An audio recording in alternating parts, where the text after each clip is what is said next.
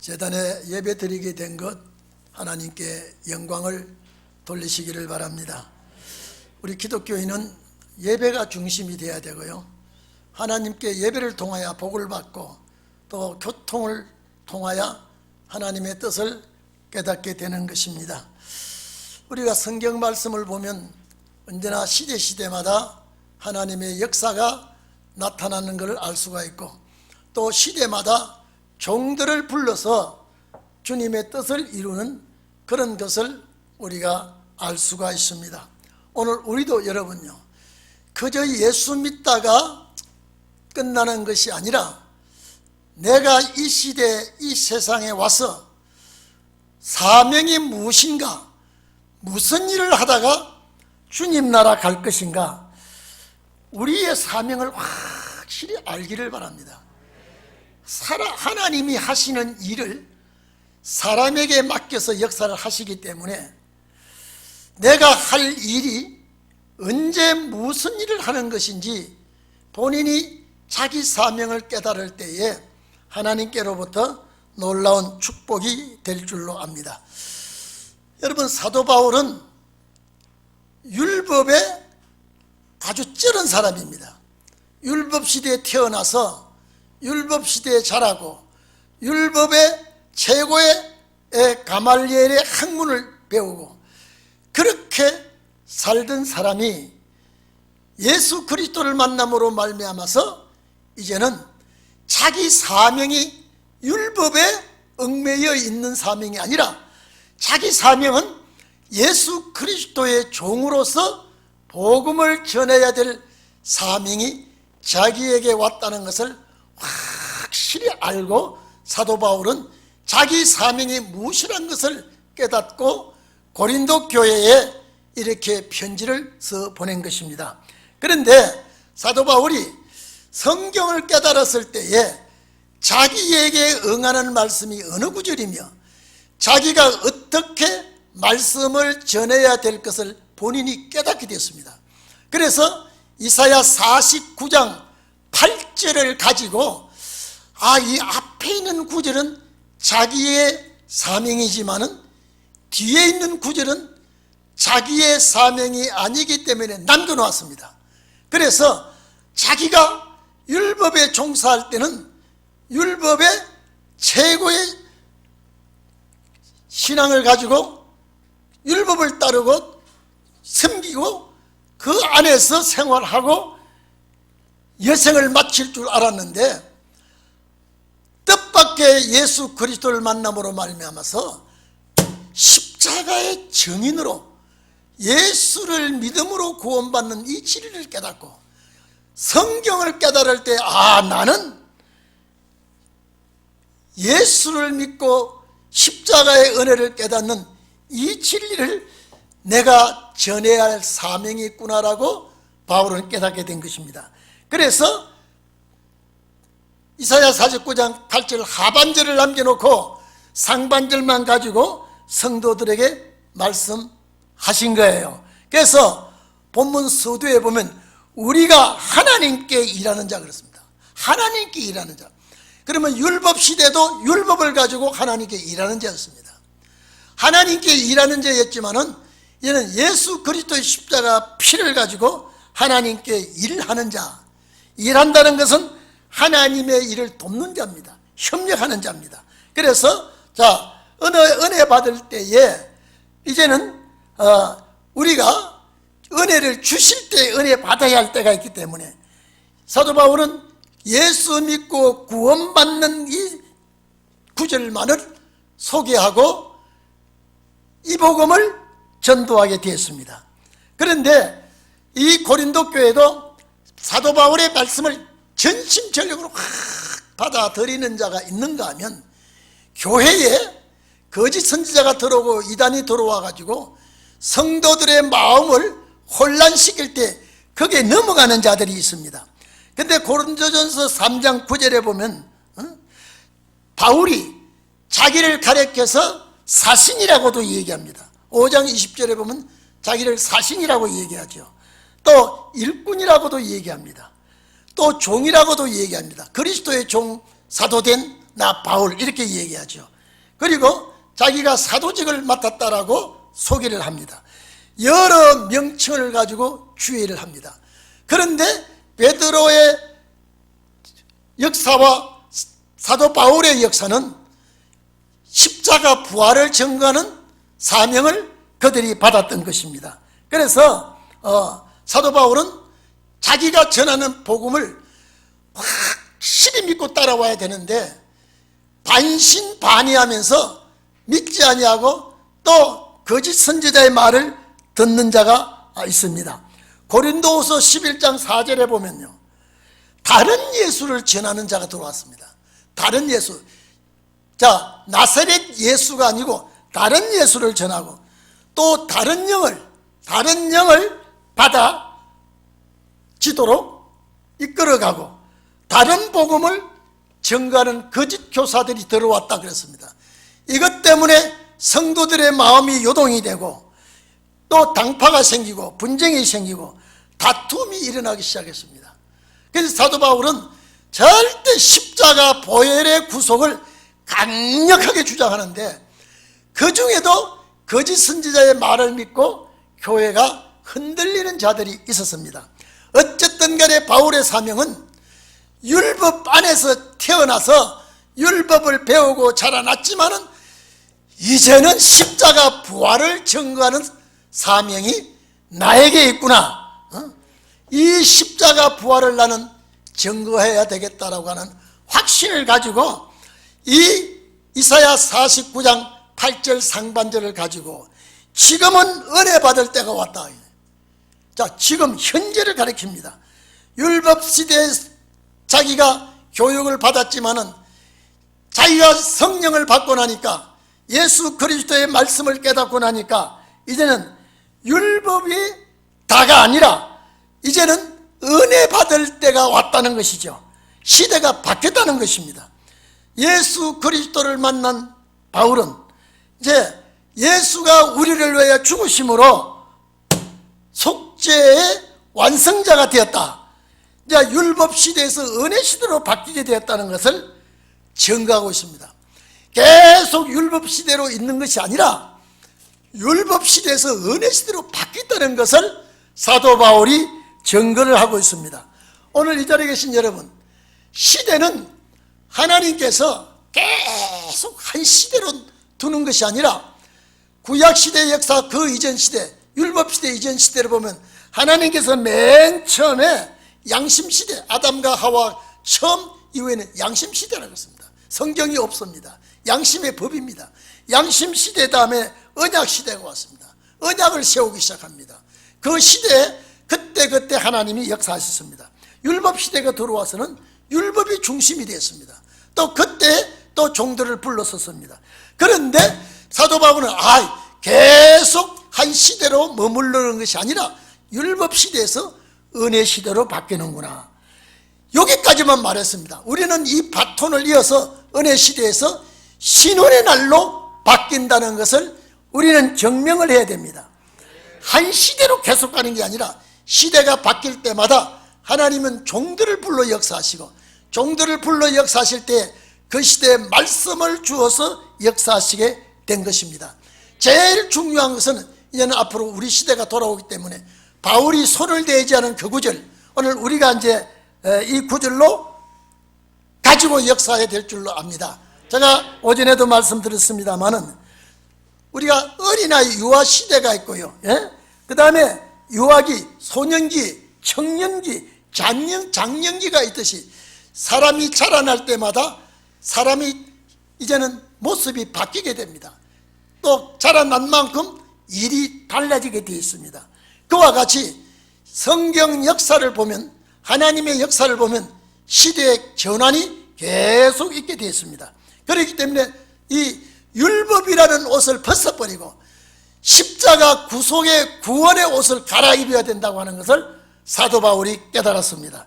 두꺼운 겨울옷을 벗어버리고 이제는 봄이 가고 여름이 오면 가볍고 시원한 옷을 입듯이 이제는 예수 그리스도의 옷을 입고 율법의 옷을 벗어버리는 이런 시대가 왔다고 하는 것을 바울이 증거하고 있는 것입니다.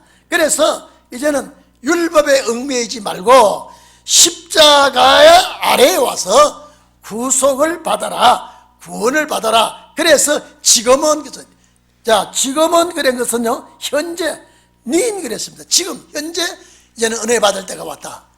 이제는 율법 시대가 아니라는 거예요. 은혜 받을 때가 왔다. 이제 구원의 날이 왔기 때문에 이제는 은혜의 때에 구원받을 때가 왔다.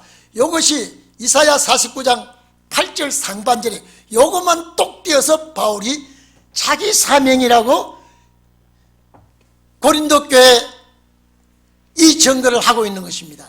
이제는, 지금은, 현재는 은혜 받을 만한 때요, 십자가의 피로 구원받을 날이 왔다. 오순절 성령의 역사로 예수를 믿고 십자가 구속을 받고 이제는 누구든지 이 십자가 아래 와서 구원받을 때가 되었으니까 이제 예수를 믿어야 된다는 것, 은혜 시대에 구원을 받아야 된다는 것, 여기는 조건도 없고 이유도 없고 따지지도 않고 예수만 믿으면 된다고 하는 이 구절을 가지고 사도 바울은 열렬히 복음을 전파했습니다. 열렬히 복음을 전파했어요. 그래서 로마서 3장 21절 24절에 보면은 이제는 율법 외에 하나님의 한 의가 나타났다. 자기는 율법밖에 몰랐는데 예수님을 만나고 나서부터 율법 외에 하나님의 한 의가 나타났기 때문에 이거는 선지자들의, 율법과 선지자들의 받은 것이다. 이제는 예수를 믿음으로 말미암아 구원을 얻는 것이다. 예수를 믿음으로 하나님의 자녀가 되는 것이다.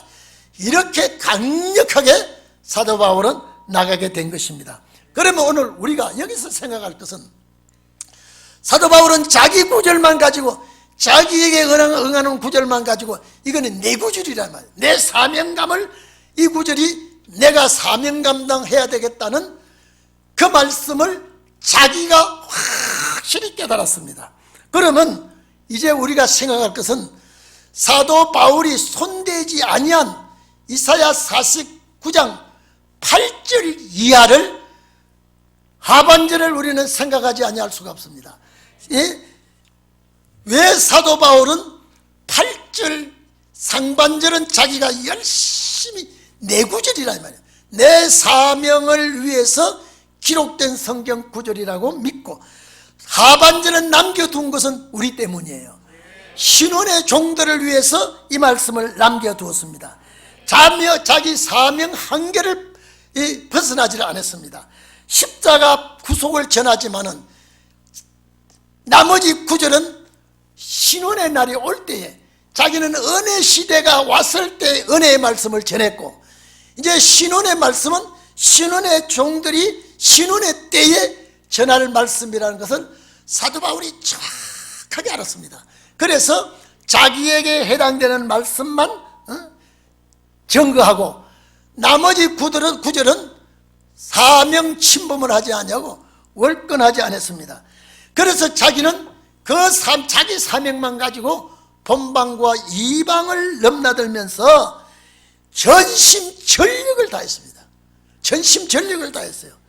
사도행전 20장 24절에 보면은 나의 달려갈 길과, 이 복음의 길입니다. 나의 달려갈 길과 주 예수께 받은 사명 곧 하나님의 은혜의 복음을 전가하는 일을 마치기 위해서는 나의 생명을 조금도 귀한 것으로 여기지 아니한다. 여러분요, 나의 생명을, 이 복음을, 은혜의 복음을 전하기 위해서는 나의 생명을 조금도 귀한 것으로 여기지 아니한다고 이랬습니다. 죽어 천당 가는 복음이에요. 부활하는 복음이에요. 이것도 좋아서 사도 바울은 자기 생명을 다 바쳐버렸습니다. 결혼도 안 했어요. 율법 시대에서 인생을, 자기의 생을 마칠 줄 알았는데, 아니 율법 시대가 지나가 버리고 은혜 시대가 와서 자기의 사명은 십자가 복음을 전하고 이 십자가 복음을 위해서 생명을 바쳐야 되겠다. 오늘 우리는 그보다 더 큰 축복입니다. 더 큰 영광의 축복을 우리는 알아야 될 줄 압니다. 오늘 이 자리에 계신 여러분요, 그래서 여기 4절 이하에 보면, 본문 3절 이하에 보면은요, 우리가 이 직책이 뭡니까? 은혜의 복음을 전하는 이 사명, 복음 전파하기 위한 직책입니다. 이 직책을 바울에게 주셨기 때문에 비방을 받지 않게 하려고, 흠잡히지 않게 하려고 이 말입니다. 무엇이든지 끄리끼지 않게 하고 모든 일에 하나님의 일꾼으로 작천하여. 오늘 여러분요, 우리도 이런 각오가 있어야 됩니다. 십자가 구속 가지고 복음을 전하는 일에도 사도 바울은 5절에 보면 매맞음과 갇힘과 요란함과 수고로움과 자지 못함과 먹지 못함과 영적으로 깨끗한 생활을 하고 지식과 오래 참음과 자비와 성령의 감화와 거짓이 없는 사랑과 진리의 말씀과 하나님의 능력에 힘입어 의의 병기로 좌우하고 양손에 진리의 말씀의 병기를 가지고 있다 이 말입니다.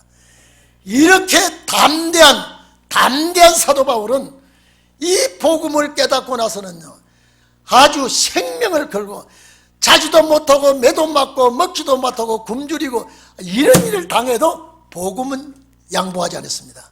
오늘 여러분, 우리는 이보다 더 큰 복음입니다.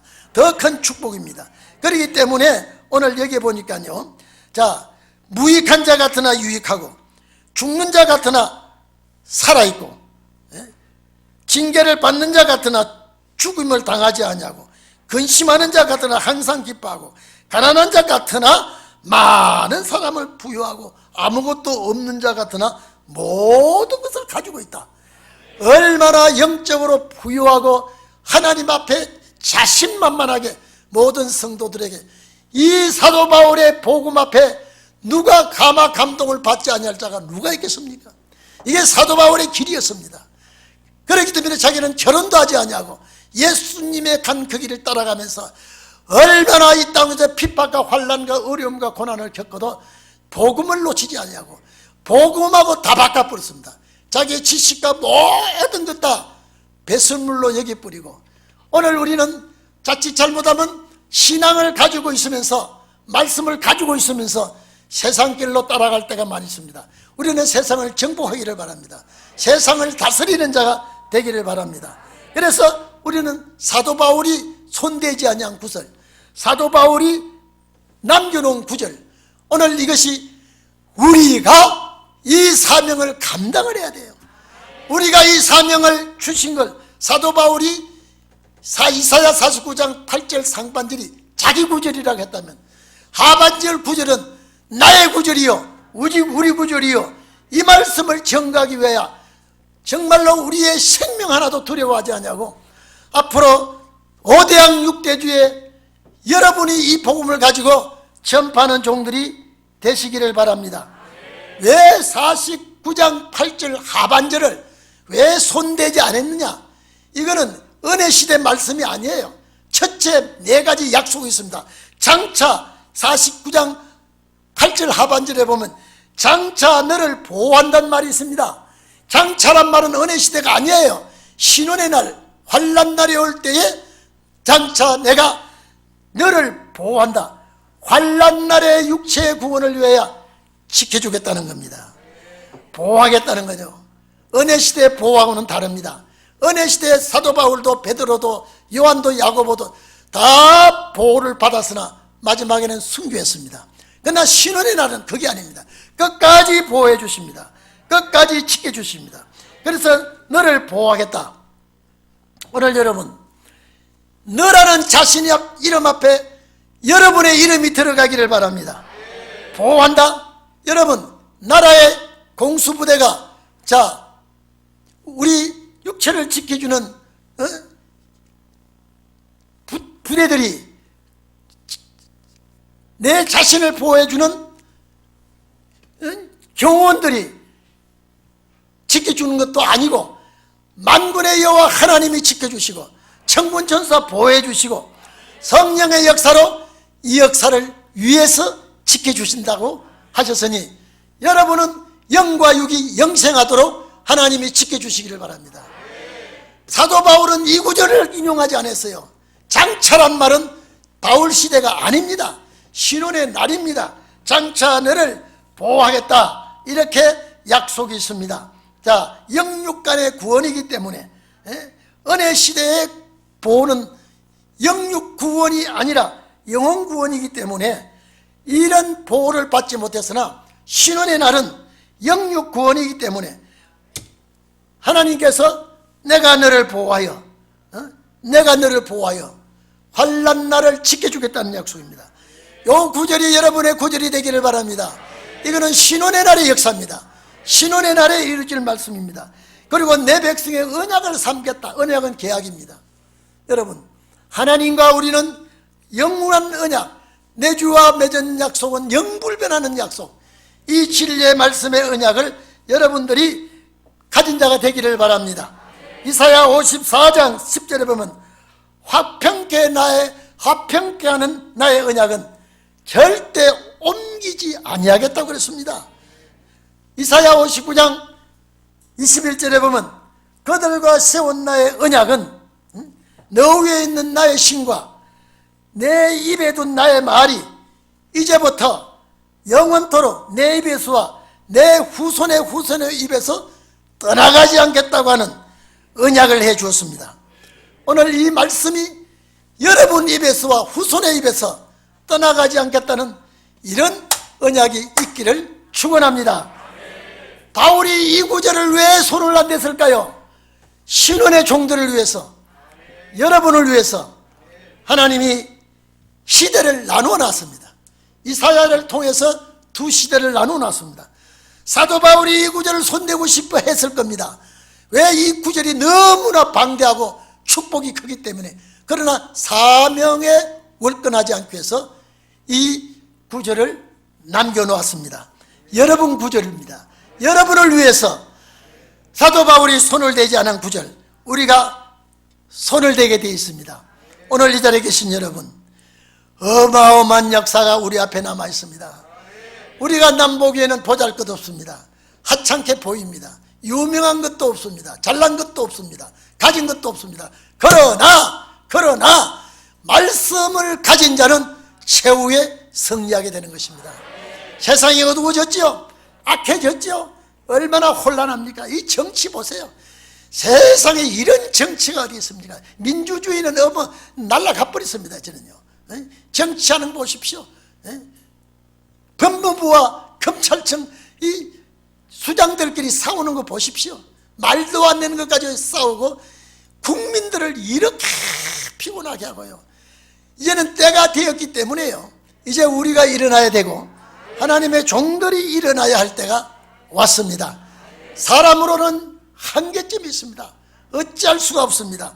이제 하나님이 여호와여 일어나시옵소서, 종들을 통하여 역사하시옵소서. 이 말씀이 살아있습니다. 이 말씀이 시대를 기다리고 있는 거예요. 2000년 동안 이 시대가 오기를 이 말씀이 기다리고 있었습니다. 여러분이 이 말씀을 받기를 기다리고 있습니다. 이사야 49장 8절은 사도 바울이 이 말씀을 받았다면 이 49장 8절 하반절은 내 구절이에요. 내가 받아서 역사할 구절이에요. 말씀이 위대하기 때문에 위대한 말씀의 옷이 여러분에게 입혀지면 여러분이 위대하게 될 줄로 믿습니다. 나는 약하나 주님이 강합니다. 나는 부족하나 주님이 모자람이 없습니다. 여호와의 신의 역사가 여러분에게 임하기를 축원합니다. 이거는 신혼의 날의 역사이기 때문에 저는 사도 바울이 하반절을 손대고 싶어 했을 겁니다. 대단히 이 구절을 보니까 엄청난 구절. 보라 지금은 은혜 받을 만한 때요, 보라 지금은 구원의 날이요. 요 두 구절 요것밖에 없어요. 그러나 하반절에는 내가 너를 보호하겠다, 내가 너를 지켜주겠다, 백성의 언약을 삼겠다. 얼마나 좋은 말씀은 하반절에 다 있는 거예요. 못난 우리 때문에요. 못난 우리 때문에 이런 성경이, 이 성경이 2700년 동안 우리를 기다리고 있었어요. 여러분이 태어나서 훈련받고 이 말씀을 아멘할 때까지 이 말씀이 기다리고 있었습니다. 이제 때가 왔기 때문에 이 말씀이 빛이 날 때가 왔습니다. 말씀의 빛은 어둠을 밝히는 것입니다. 사탄을 제압하는 역사입니다. 이런 역사가 우리에게 있을 줄 압니다. 근데 우리는 지혜가 없어요. 여호와의 지혜를 몽땅 빌려야 돼요. 여호와의 능력을 몽땅 받아야 돼요. 신의 은총을 입어야 돼요. 그래서 우리는 이 말씀이 대단하기 때문에 말씀의 옷을 입는 자가 꼭 되기를 바랍니다. 그 다음에 보십시오. 49장 8절 하반제 나라를 일으키겠다 했습니다. 예? 아니 은혜 시대는 나라를 일으킨다는 말 없어요. 죽으면 영원 구원이기 때문에. 얼마나 이 구절이 엄청난 구절이에요. 나라를 일으켜, 나라를 일으켜 메시아 왕국을 세우겠다는 거예요. 예? 이사야 32장 보면 예장차 한 왕이 의로 통치하는 역사가 있을 것이다. 계시록 11장에 보면은 세상 나라가 우리 주와 그리스도의 나라가 된다 그랬어요. 이게 전부 다 신혼의 때 이루어지는 말씀이에요. 신혼의 때. 다니엘서 2장 44절에 보면요, 열왕의 때 하나님이 한 나라를 세우겠다 그랬습니다. 하나님이 한 나라를 세우리니 그 나라는 영원히 망하지도 아니하고 국권이 다른 나라 다른 자에게 넘어가지도 아니하고 오히려 여러 나라를 쳐서 파괴하고 굳게 세워지는 의의 나라가 세워진다고 약속을 했습니다. 아니 여러분, 신혼의 날에 와야 이런 말씀이 응해요. 은혜 시대는 이런 말씀이 없어요. 나라를 주기 전에 죽어야 되니까, 영원 구원 받아야 되니까, 이 축복을 받아야 되니까 보호해 줘야 된단 말이에요. 생명을 지켜줘야 된단 말이에요. 가정을 지켜줘야 된단 말이에요. 이제는 에덴 동산에 잃어버렸던 가정을 마지막 아담이 회복시켜 주는데 말씀으로 회복이 됩니다. 말씀으로 창조하시고 말씀으로 심판하시고 말씀으로 구원하시고 말씀으로 회복합니다. 그래서 오늘 이 말씀을 잡아 내 것으로 만들기를 바랍니다. 나라를 일으켜? 여러분, 나라를 일으키면 백성이 없는 나라가 있을 수 있습니까? 백성이 있으면 왕이 있어야 돼요. 여러분이 왕이 돼야 돼요. 그리스도와 더불어 다스리는 왕이 되어야 됩니다. 모든 백성을 통치하는 제사장 나라의 수장이 되기를 바랍니다. 이게 신혼의 날의 특색입니다. 해피엔딩이에요. 기독교 6000년 역사의 최고의 아름다움이요 최고의 영광이요 면류관입니다. 그래서 항상 얘기하지 않습니까? 왜 올림픽의 꽃은 마라톤인데 왜 올림픽의 꽃이 마라톤이라고 하십니까? 다른 경기는 그 지역에서 매달 수여합니다. 그러나 마라톤은요, 전 선수들이 보는데, 전 백성이 보는데 마지막 올림픽 마라톤으로 끝내버립니다. 그래서 최고의 아름다움이, 최고의 꽃이 마라톤인데 6000년 기독교 역사의 최고의 아름다움의 역사가 신혼의 역사입니다. 그리스도를 맞이하는 역사. 아니 이걸 우리에게 준다고 그랬으니, 이걸 우리에게 약속했으니 얼마나 할렐루야입니까? 예수만 믿고 낙원 가도 죽어 낙원 가는 것도 감사한데 왜 너냅니까? 웬일입니까? 이 약속을 우리에게 해주었으니, 이래서 우리는 늘 감사하고 늘 고마워하고, 환경이 나를 속이고 세상이 나를 미워하고 위협해도 우리는 말씀의 약속을, 신실한 약속의 말씀을 붙들고 끝까지 버티시기를 주의 이름으로 축원합니다. 그 다음에 뭐예요? 황무한 땅을 기업으로 상속한다. 아니 여러분요, 은혜 시대는 상속한다는 말이 없어요. 상속은 유업을 준단 말입니다. 재산을 준단 말이에요. 그런데 이것이 보통 재산이 아니고요, 어떤 형제간들이 아파트 한 채 가지고 형이 많이 가지느냐 동생이 많이 가졌냐 싸우다가 법정 다툼이 있는 것을 여러분 봤죠. 이거는 아파트 한두 채가 아니라 이 지구 전체가 등기나게 되어 있습니다. 아니 세상에 이런 일이 어디 있습니까? 이런 일을 주님 말씀 속에서 못나 터진 우리에게 이런 약속을 해 주었습니다. 히브리서 6장 17절에 보면요, 하나님의 약속을 기업으로 받은 자에게 그 뜻을 변치 아니하신다 그랬습니다. 이 세상, 그래서 이사야 65장 보면 새하늘과 새 땅을 창조하나니 이 새하늘과 새 땅을 우리에게 주는 이 새하늘과 새 땅을 받는 자들은 이전 하늘과 이전 땅은 기억도 나지 않는다 그랬습니다. 이사야 65장 17절이죠. 새하늘과 새 땅을 창조해서 이걸 우리에게 줄 때 이 죄악의 도성, 썩은 죄악의 도성은 기억도 하지 않는다 이 말. 그날을 바라보면서 여러분 정말로 굳게 다짐하면서 약할 때의 말씀 위로받고 피곤하고 힘들 때의 말씀의 위로 속에서 날마다 그날이 오기를 기다리면서 신혼의 종들의 길을 자신하고 확신하고 걸어가시기를 바랍니다. 이제 얼마 남지 않았습니다. 얼마 남지 않았습니다. 그날이 올 때까지 여러분 길이 옥체를 보존하시고 잘 간수하시고 주님 나라에 들어갈 수 있는 기업으로 상속받을 수 있는 이 말씀이 나에게 이룰 수 있는 그런 축복의 주인공들이 되기를 주의 이름으로 축원합니다. 다 같이 기도하겠습니다.